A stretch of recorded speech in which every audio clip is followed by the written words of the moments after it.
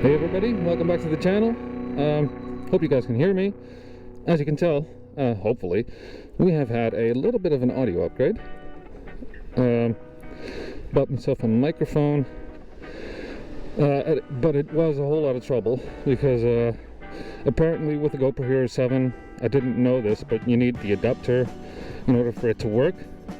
I didn't know that, so I just went ahead and plugged it in myself just like that. Obviously ordered the adapter when I found out it didn't work. It still didn't work though. I had a jack microphone and it still didn't work. I had a 3-ring 3mm jack, but you need a 2-ring 3.5 millimeter jack. So I had to buy a converter for that, and it was a whole lot of bullshit. Anyway, as I'm getting on the bike here, right now it is time to get my springs, these front springs, replaced, because the old ones, the stock ones, even stock out of the factory, they leave a lot to be desired. The springs in the front aren't great, so now I ordered some Wilbers progressive springs. So we're going to put that in.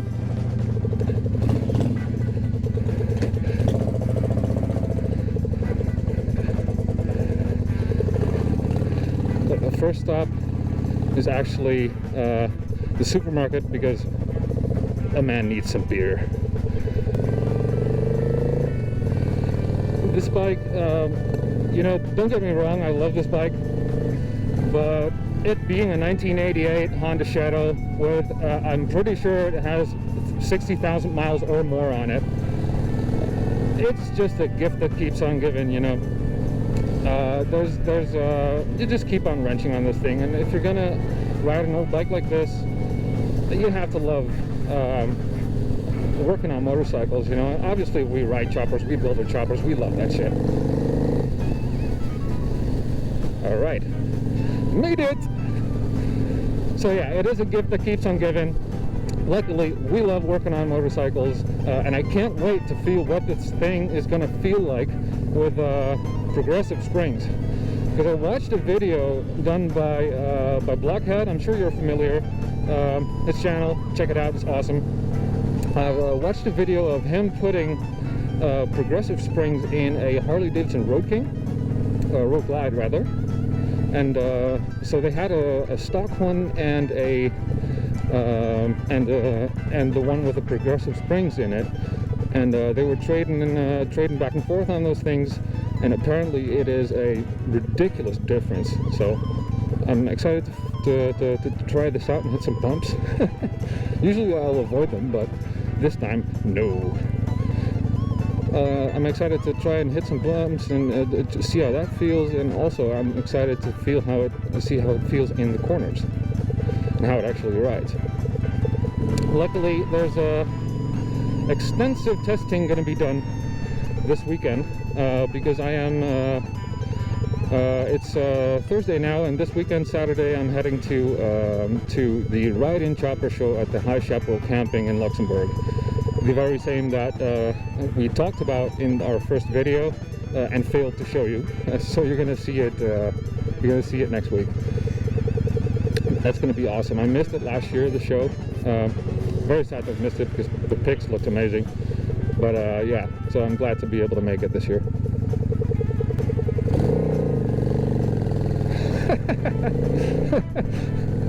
Oh, that girl jumped.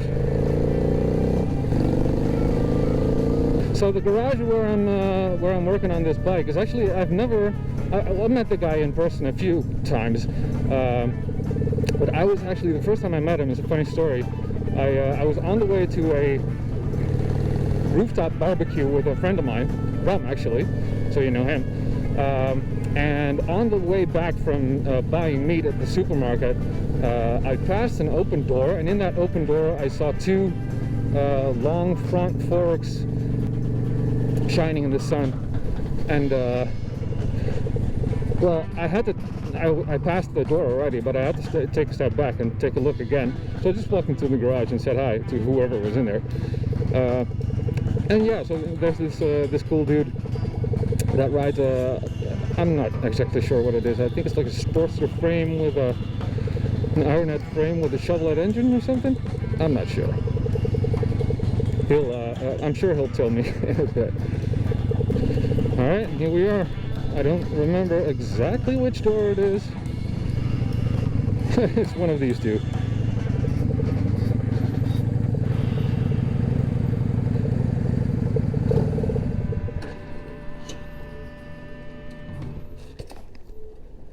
First stop, beer. All right, hey guys, we're here at the garage, Rolf's garage. He's the owner. Thank you very much for letting me work on the bike. We already got started. We got a little bit ahead of ourselves, but yeah, first step is to take these bolts out and get the handlebars off. It's gonna let it hang down here somewhere. Then we can get going on these forks. I'm trying to think about where I'm gonna put the camera. I think that's a good one.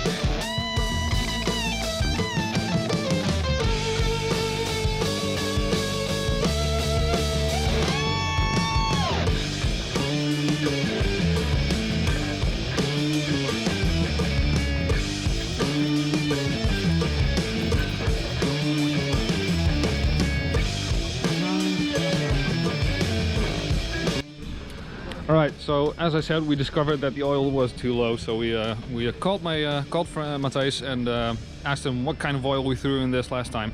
It's SAE20, so we threw that back in. Hyper Pro oil, not to be too cheap. It's not even my oil, it's his oil. Good shit. I'm paying him in beer, so. So now we're gonna go ahead and measure the oil level. It's supposed to be 150 millimeters or 15 centimeters. So what I do is just lift this entire thing up, lift the rear wheel up until it goes no more, and then you can measure it inside. Centimeter over. Centimeter over. Look at that. I think that is gonna be fine. Is that gonna be fine? I think it's gonna be fine. That's gonna be fucking fine. And so a little drop here, so it's even. Oh yeah, of course.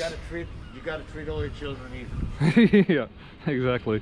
Well, I did read in the manual that one of the oil levels is supposed to be like 2 millimeters lower, but I don't remember which fork it was that was supposed to be lower. So yeah, but we're talking centimeters now. Yeah, exactly. You're both equal, my son.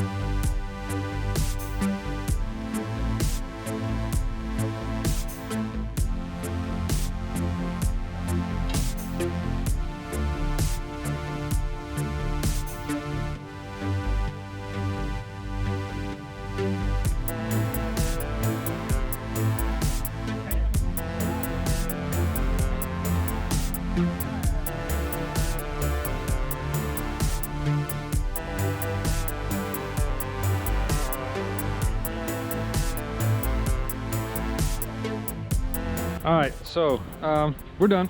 Got the handlebars back on, as you saw. We tested it a little bit, but there's a significant difference in how much how good this thing feels. I mean, you can even see it on the forks. This is the area that my spring was using before this revision, and now my forks are all the way out to here. You can even see the lines.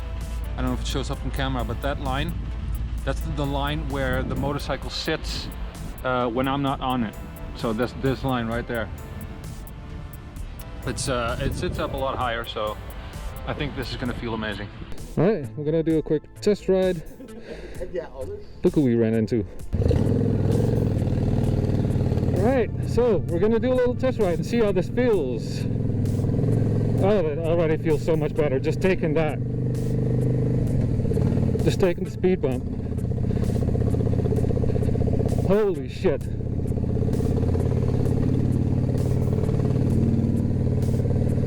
It looks better too. I'm riding up way higher.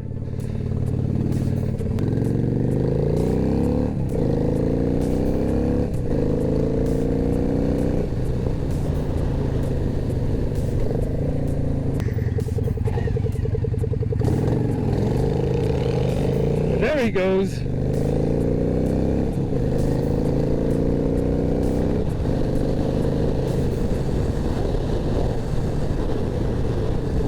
Man, this feels so much better. I just riding this right now and feeling this suspension, I'm just now remembering how this motorcycle is supposed to feel. All right, so we were gonna close it out at close out the ride at Top Radar, where my good friend Kevin works, but we just remembered he's at a festival, so we're just gonna go ahead and go home to Brum's home.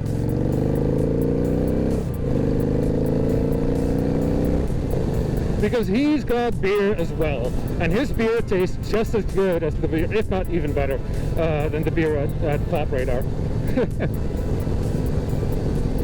By the way, the whole reason that he's here is because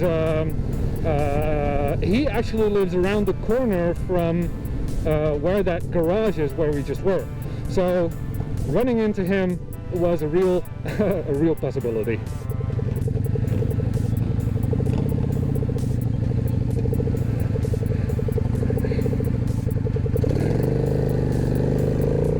Oh man, it feels so good. It's so nimble now. It was so sluggish before, which is no wonder. But yeah, night and day difference, really. Night and day difference.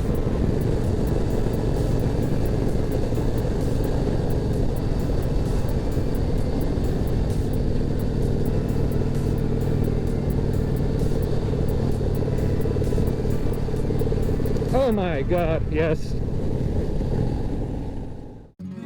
We're here at Mom's house, gonna close it off with a couple beers and some good music. Stuff that's not very much suitable, and conversations that are not suitable for YouTube. So if you like this content, please like and subscribe. Like the video, subscribe to our channel. We've got a lot more cool stuff coming up. I'm going to the High Chapel Ride-In Chopper Show this weekend, so that video is going to be... So that's going to be a video for next week, and I'm very excited to do that finally, after a year of not being able to go last year. So subscribe to the channel, like the video. See you guys in the next one.